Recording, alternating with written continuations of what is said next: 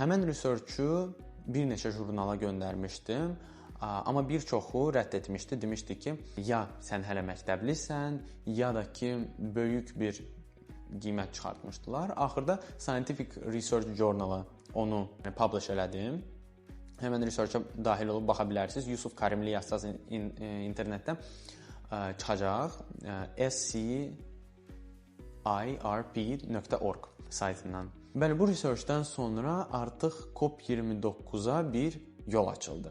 Və mən düşündüm ki, mən research-u sadəcə olaraq bir çox insan kimi qaliçka üçün eləməmişəm. Yəni sadəcə tədqiqat işim olması üçün, universitetim üçün eləməmişəm. Mən bu təcrübəni görmək istəyirdim. Və ümumiyyətlə sizə tövsiyəm odur ki, nəsə eləyirsinizsə sertifikata görə ya da ki, nə bilim, CV-də olsun deyənə və yaxud universitetlərə göstərək deyənə eləməyin. Çünki birincisi universitet onu görür, yüz minlərlə, milyonlarla tələbə apply eləyir və həmən şagird və tələbə kimi çoxdur. İkincisi, sizin öz təcrübəniz üçündür. Yəni gələcəkdə sizə 100% bu faydalı olacaq və üçüncüsü son olaraq sizin davamlı inkişafınız üçün sizin işlərinizdə hər hansı bir gördüyünüz fəaliyyətin marağını göstərsəz, bu sizə motivasiya olacaq.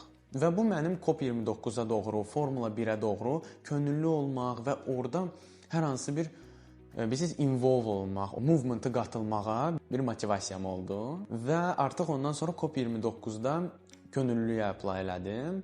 Amma könüllü olmağıma icazə demək olar ki, vermədilər. Məni seçdilər, amma COP-dan bir neçə gün əvvəl UNFCCC Azərbaycana məlumat verdi ki, 16 yaşı tamam olmayan şəxslər sentyabra qədər iştirak edə bilməz könüllü kimi Blue Zone-da. Mən də Blue Zone-a seçilmişdim. Amma mənim 16 yaşım oktyabrda olmuşdu. Ona görə mən düşündüm, mən nə edə bilərəm? Mən bu COP-a gəlməliyəm və necəsə orada iştirak etməliyəm. Sırf COP29-da bir Britan şirkəti var. Bu arada search up eləyin, Extreme Hangouts. Onların direktoruna yazdım və o mənə speaker cismində iştirak üçün yer verdi. Və artıq Extreme Hangout-da research-umu təqdim elədim.